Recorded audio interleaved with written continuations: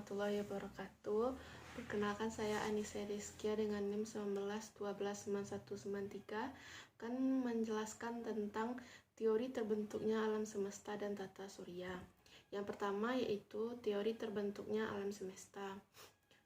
Satu, teori ledakan dahsyat atau Big Bang diperkenalkan oleh seorang ahli yang berasal dari Belgia bernama Gilles Lemaitre pada tahun 1930.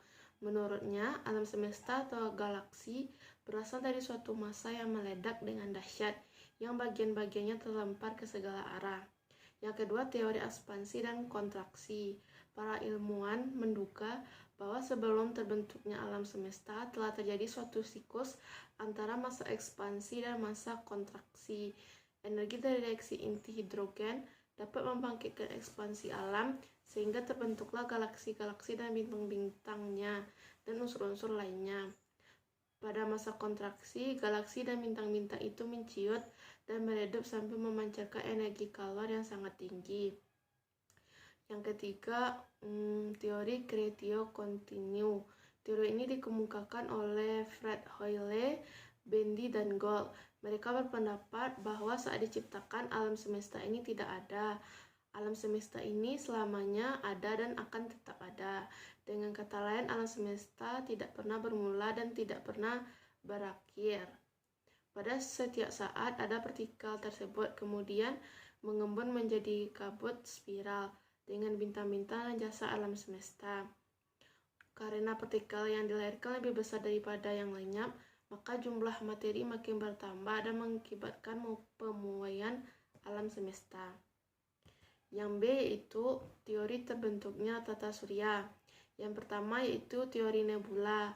Pencetusnya ialah Immanuel Kant.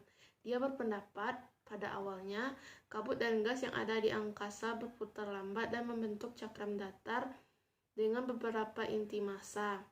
Teori nebula merupakan teori yang menyatakan bahwa tata surya terbentuk dari kabut pekat dan besar yang berputar, berpilin dan terpadatkan menjadi matahari beserta planet-planet dan menyusun tata surya lainnya.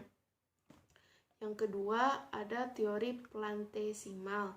Teori ini dikemukakan oleh Thomas Chamberlain dan Forrest Moulton pada tahun 1905. Pada teori ini, Moulton dan Chamberlain berpendapat bahwa pada mulanya matahari merupakan bintang yang memang sudah ada sebelum penyusunan sistem tata surya lainnya terbentuk. Tapi pada saat itu belum diputuskan kalau namanya adalah matahari. Lalu pada suatu waktu ada sebuah bintang berukuran sebesar matahari yang lewat dan mengorbit dekat sekali dengan matahari. Nah, berhubungan si bintang ini mempunyai gravitasi, akibatnya ada material matahari yang tertarik keluar.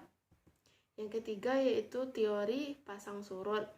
Teori ini dikemukakan oleh James dan Jeffries. Sama halnya dengan teori plantesimal, pada teori ini matahari dianggap sebagai bintang yang memang sudah ada. Hanya saja masih belum diputuskan kalau namanya adalah matahari. Lalu lewat satu bintang besar yang mengorbit dekat dengan matahari.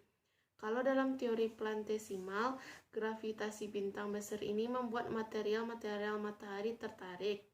Sedangkan dalam teori pasang surut, gravitasi bintang besar yang lain ini menarik gelombang gas-gas panas matahari.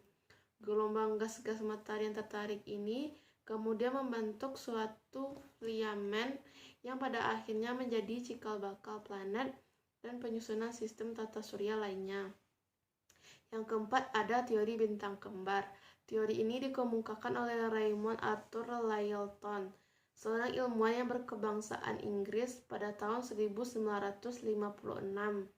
Menurutnya, sebelum galaksi terbentuk, terdapat dua bintang raksasa di luar angkasa. Makanya disebut dengan bintang kembar. Nah, salah satu dari dua bintang ini meledak dan hancur, membentuk suatu serpian berupa batuan, gas, debu, dan berbagai material lainnya.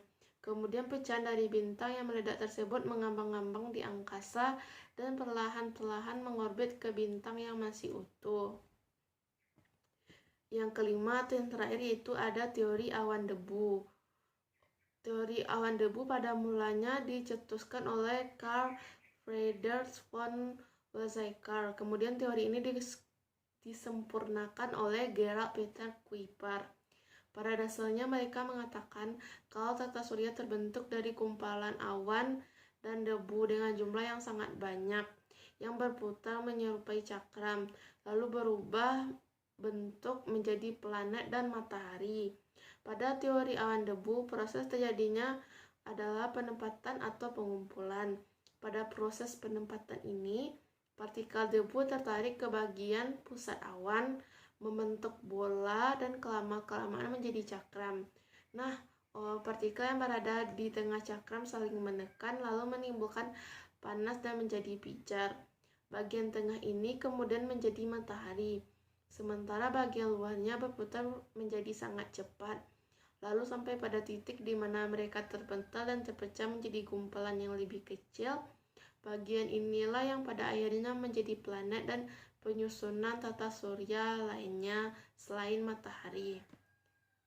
Sekianlah penyampaian materi yang dapat saya jelaskan. Assalamualaikum warahmatullahi wabarakatuh.